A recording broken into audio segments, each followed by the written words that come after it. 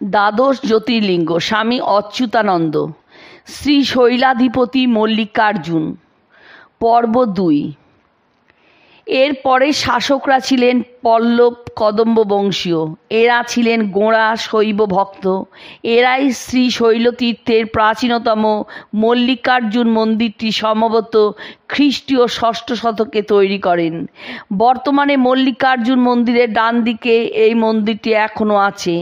মন্দিরটি বর্তমানে সংস্কার করা হয়েছে। তারপর বিষ্ণুকুণ্ডী রাজবংশের আমলে 400 থেকে 570 খ্রিস্টাব্দের শিলালিপিতে দেখা যায় তারা নিজেদের উল্লেখ করেছেন। ভগবৎ শ্রী পর্বত স্বামী পাদানুধ্যাতনম তারাও মল্লিকার্জুনের ভক্ত ছিলেন। এদের এক রাজার উপাধি ছিল পরম মহেশ্বর।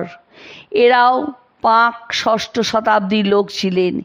এদের কেউ কেউ বৌদ্ধ ধর্মানুরাগী হলেও বেশিরভাগই ছিলেন শৈব। এই 5ম শতাব্দী থেকেই দক্ষিণ ভারতে রাজানুগ্রহের অভাবে ও শৈব ধর্মের প্রাদুর্ভাবের ফলে বৌদ্ধ ধর্ম ক্রমশ হীনপ্রভ হয়ে পড়তে থাকে।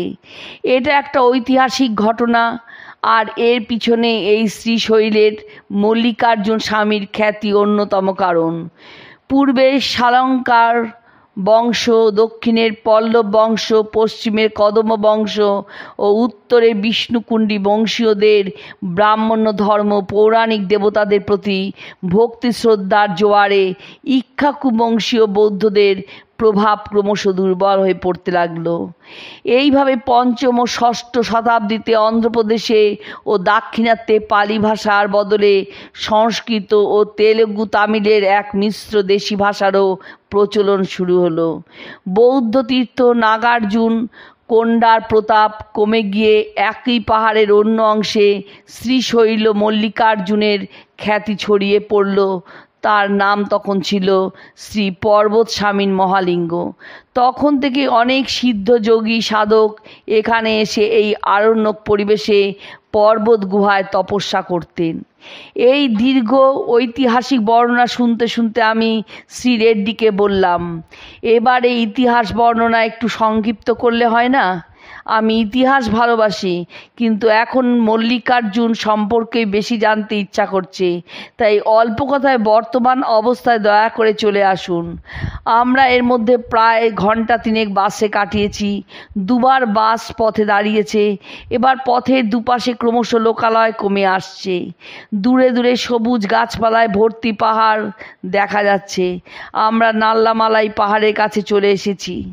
শ্রী রেড্ডি একটু লজ্জিত হয়ে বললেন, দেখুন, আমি তো মূলত ইতিহাসের লোক, তাই একজন ভালো শ্রোতা পেয়ে একটু বিস্তারিত বলে ফেলেছি। এখন সংক্ষেপে করে আনছি আমার কথা। এরপর ক্রমে ক্রমে চালুক্য রাষ্ট্রকূট বংশের আমলে শ্রী শৈল পর্বতে ওঠার 4টি দ্বারের কথা জানতে পারা যায়। আজও সেই 4টি রাস্তায় প্রধান পথ। পূর্ব দিকে ত্রিপুরান্তক, দক্ষিণে পুষ্পগিরি, পশ্চিমে আলামপুরা এবং উত্তরে উমা মহেশ্বর। পরবর্তী কাকতীয় বংশে রাজা শৈব ধর্মে দীক্ষিত হন শ্রীশৈলের শৈবগুরু শ্রীকাল মুখের কাছে। ইনি মল্লিকার্জুন শীল মঠের প্রধান ছিলেন। এটি 1090 খ্রিস্টাব্দের কথা। এরপর থেকে এই মন্দির শৈব তান্ত্রিক সাধকদের দ্বারা পরিচালিত হতে থাকে।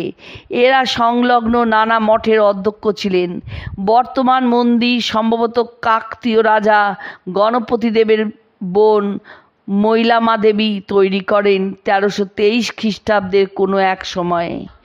নন্দী মণ্ডপের সংলগ্ন বীর শিবের মণ্ডপটি 2টি স্তম্ভে খোদিত আছে। রেড্ডি রাজা এই মণ্ডপটি উৎসর্গ করলেন তাদের উদ্দেশ্যে, যারা এখানে মাথা ও জিভ কেটে দেবতার উদ্দেশ্যে উৎসর্গ করবেন। এতেই বোঝা যায় সেই সময় এখানে নরবলি প্রচলিত ছিল। এই বংশের এক রাজা পাতাল গঙ্গায় নামার সিঁড়ি তৈরি করেন। তিনি গর্ভমন্দিরের চূড়া সোনা দিয়ে বাঁধিয়ে দেন, এমনকি মন্দিরে ওঠার সিঁড়িও বাঁধিয়ে দেন। বিখ্যাত বিজয়নগরের রাজা কৃষ্ণদেব রায় 1438 খ্রিস্টাব্দে এখানে এসে মন্দিরে প্রবেশের প্রধান রাস্তার দুপাশে সুন্দর মণ্ডপ তৈরি করেন। এখনও সেই মণ্ডপগুলি আছে। মূল মন্দিরের কিছু সংযোজন করেন তিনি। এছাড়া সোনার তৈরি নন্দী ও ভৃঙ্গির মূর্তি, সোনার সিংহা, রূপার তৈরি মল্লিকার্জুনের বেদী লিঙ্গের উত্তর দিকে প্রতিষ্ঠা করেন। মন্দিরের অন্য পাশে পাথরের একটি মণ্ডপে রাজা কৃষ্ণদেব রায়ের মূর্তি ওই সময়ের। এই সময় এখানকার শৈব ভক্তরা অত্যন্ত উগ্র প্রকৃতির ছিলেন। নানা তান্ত্রিক ক্রিয়াকলাপও তখন প্রচলিত ছিল। বিজয়নগরের পতনের পর 1565 খ্রিস্টাব্দে মুসলমান আমলে এই তীর্থ কিছুটা হীনদশা প্রাপ্ত হয়। তারপর একেবারে 1674 খ্রিস্টাব্দে ছত্রপতি শিবাজী এই তীর্থ পরিদর্শনে আসেন এবং মল্লিকার্জুন স্বামী ও ভ্রমরাম্বা দেবীর পূজা চালু করার ব্যবস্থা করেন। মন্দিরের প্রধান প্রাচীরের উত্তরের দ্বারটি তিনি তৈরি করে দেন। রোহিলাদের আক্রমণের সময় মারাঠা বীররা তাদের পরাজিত করেন।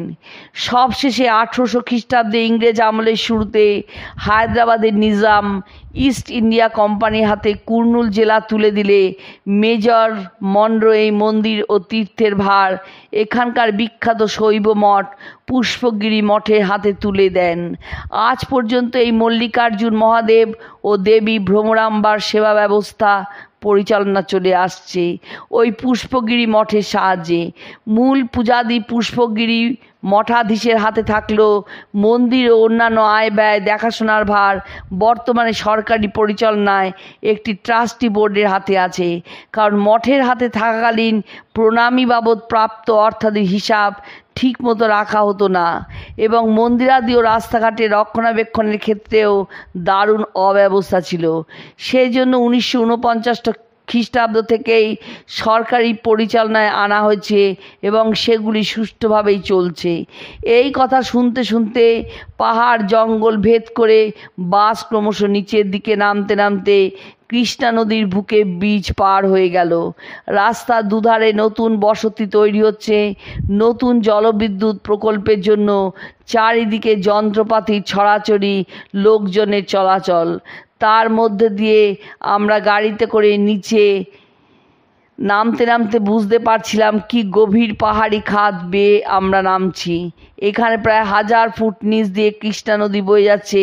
ক্রমে আবার পাহাড়ের গা বেয়ে ঘুরতে ঘুরতে আমাদের বাস ওপরে উঠে শ্রী শৈলতীর্থে পৌঁছালো।